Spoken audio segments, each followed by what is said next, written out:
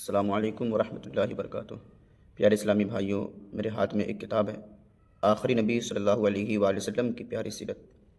یہ کتاب 147 صفحات میں موجود ہے۔ انشاءاللہ آج ہم اس سے کچھ پڑھیں گے اور کچھ نبی پاک صلی اللہ تعالیٰ علیہ وسلم کی پیاری سیرت کے بارے میں سنیں گے۔ درود پاک کی فضیلت۔ اللہ کے آخری نبی صلی اللہ علیہ وآلہ وسلم کا فرمان عالی شان ہے، وَصَلُّوا عَلَيَّ فَإِنَّ صَلَاتَكُمْ تَبْلُغُنِي حَيْثُ كُنتُمْ، اور مجھ پر درود پاک پڑھا کرو، بے شک تمہارا درود مجھ تک پہنچتا ہے چاہے تم جہاں بھی ہو۔ جاہلیت کی تاریکیاں۔ اللہ پاک کی عبادت اور اطاعت انسان کی پیدائش کا بنیادی مقصد ہے۔ دنیا کی رونق اور نفس و شیطان کے دھوکے سے یہ مقصد نگاہوں سے اوجھل ہو جاتا ہے۔ اس مقصد کو یاد دلانے اور انسان کو سیدھی راہ پر چلانے کے لیے اللہ کریم نے مختلف زمانوں میں کئی انبیاء کرام بھیجے۔ انبیاء کرام انسان کو اس کے مقصد حقیقی کی پہچان کرواتے اور اس کی ہدایت و رہنمائی فرماتے۔ یہ انبیاء مختلف زمانوں میں مخصوص قوموں اور ملکوں کی طرف بھیجے گئے۔ سب سے آخر میں اللہ کریم نے اپنے پیارے حبیب جناب احمد مجتبیٰ صلی اللہ علیہ وآلہ وسلم کو قیامت تک کے لیے تمام کائنات کی طرف نبی بنا کر بھیجا۔ آپ کی آمد سے پہلے گزشتہ انبیاء کرام کی تعلیمات بھلا دی گئی تھی۔ دنیا جہالت کے اندھیروں میں بھٹک رہی تھی۔ کئی برائیوں نے دنیا کے سارے معاشروں کو اپنی لپیٹ میں لے رکھا تھا۔ بالخصوص عرب سرزمین تو بدترین بدحالی کا شکار تھی۔ ظلم و زیادتی، فحاشی و بے حیائی، لڑائی جھگڑا، جوا اور شراب کی کثرت، قتل و غارت گری، جاہلانہ رسومات، بت پرستی، غرور و تکبر اور جہالت کے بادل ہر طرف تاریکی پھیلا رہے تھے۔ ایسے ماحول میں اللہ کے آخری نبی صلی اللہ علیہ وآلہ وسلم کی ولادت ہوئی۔ آپ کی ولادت کے ساتھ ہی کچھ ایسے واقعات رونما ہوئے جو اس بات کی خوشخبری تھے کہ وہ زمانہ آ چکا ہے جس میں اسلام کی روشنیاں کفر کی تاریکیوں کو مٹا دیں گی۔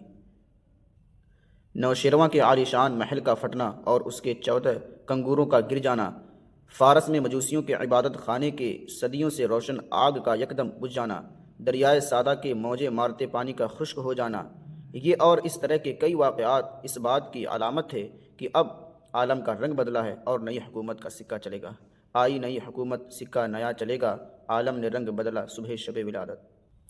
ایسے ماحول میں حضرت آمینہ رضی اللہ عنہا کے بظاہر سادہ سے مکان میں سعادتوں اور مسرتوں کا نور چمکا اور اللہ کے آخری نبی صلی اللہ علیہ وآلہ وسلم کی جلوہ گری ہوئی۔ آپ کی ولادت سے صرف آپ کی والدہ ہی خوشیوں سے مسرور نہیں ہوئیں بلکہ تمام غمزدوں اور درد کے ماروں کے لبوں پر مسکراہٹیں پھیل گئیں۔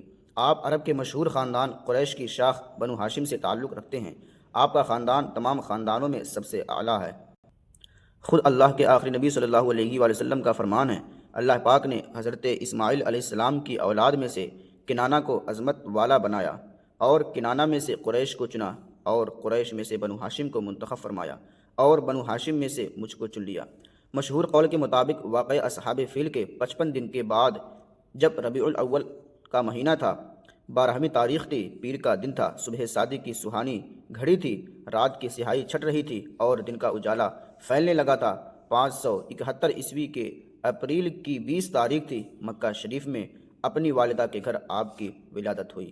پر نور ہے زمانہ، صبح شب ولادت، پردہ اٹھا ہے کس کا، صبح شب ولادت۔ والد ماجد کی طرف سے نسب شریف یوں ہیں: حضرت محمد صلی اللہ علیہ وآلہ وسلم بن عبداللہ بن عبد المطلب بن ہاشم بن عبد مناف بن قصا بن کلاب بن مرہ بن کعب بن لوا بن غالب بن فہر بن مالک بن نضر بن کنانہ بن خزیمہ بن مدرکہ بن الیاس بن مضر بن نزار بن معد بن عدنان۔ جبکہ والدہ ماجدہ کی طرف سے نسب شریف یوں ہیں: حضرت محمد صلی اللہ علیہ وآلہ وسلم بن آمنہ بنت وہب بن عبد مناف بن زہرہ بن کلاب۔ آپ کے والد گرامی حضرت عبداللہ رضی اللہ عنہ ہیں۔ یہ سیرت و صورت دونوں میں بے مثال تھے۔ ان کا وصال آپ کی ولادت سے قبل 25 سال کی عمر میں ہوا، جبکہ آپ کی والدہ ماجدہ حضرت آمنہ رضی اللہ عنہا ہیں۔ یہ اپنے نسب و شرف میں قریش کی تمام خواتین میں سب سے افضل تھیں۔ والد کے وصال کے بعد انہوں نے اپنے شہزادے کی پرورش کی۔